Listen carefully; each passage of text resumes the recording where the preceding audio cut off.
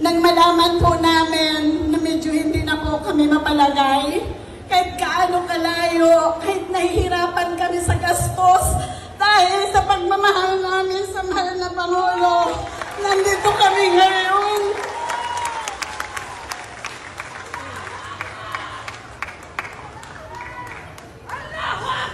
Kaya mo yan!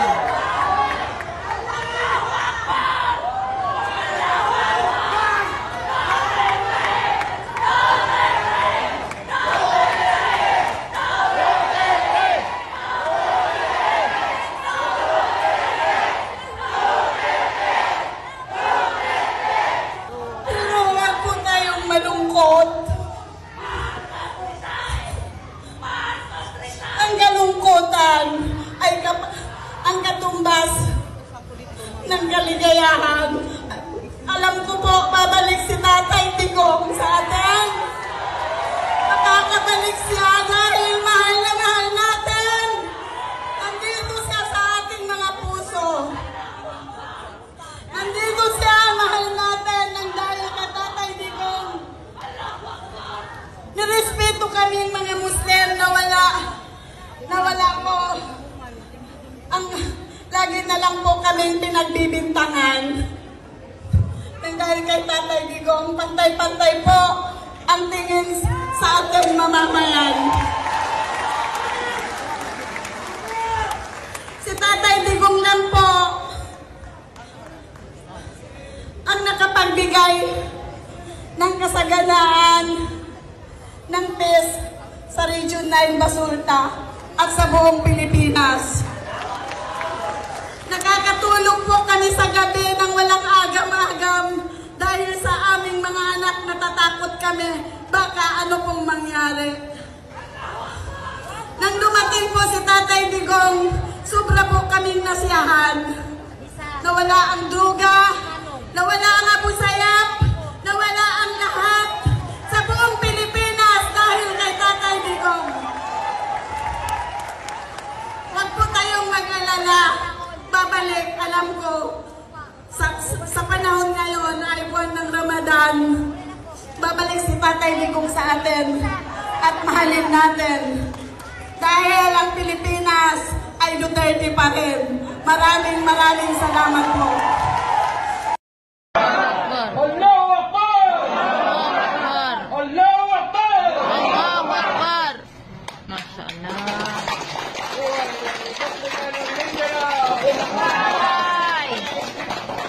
Para sumuro itong Mindanao. Allahu Akbar ang tingin na.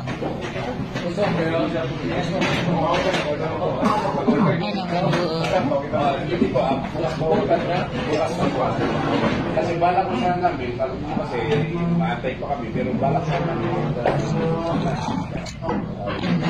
Sa inyo yan, pero wag ko na kayo kung walang gusto ulit. Walang Ayun yung kumuna ito dito kasi ang ko pa yung Maguindanao, usapin ko pa sa Kauso para isa lang.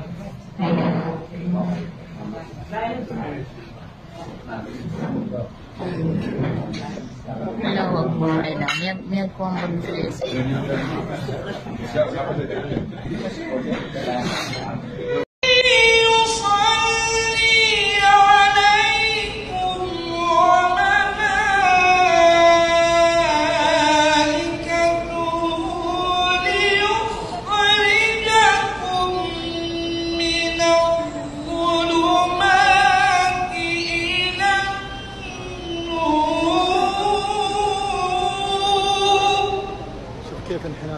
وكان بالمؤمنين رحيما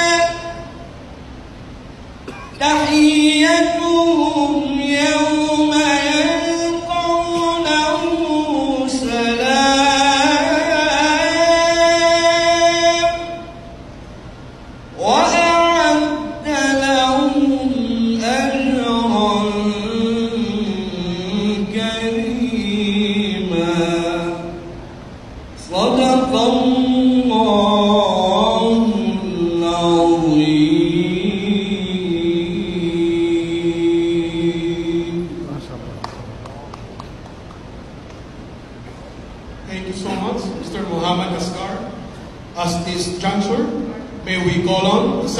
Secretary of the National Commission on Muslim Filipinos, Attorney Saidamin P. Pangaruan.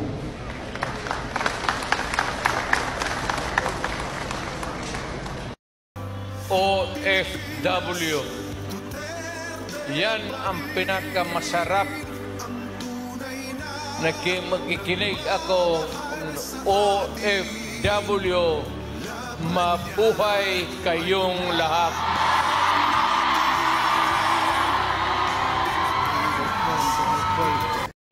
OFW. Yan ang pinakamasarap na magkikinig ako. OFW. Mabuhay kayong lahat.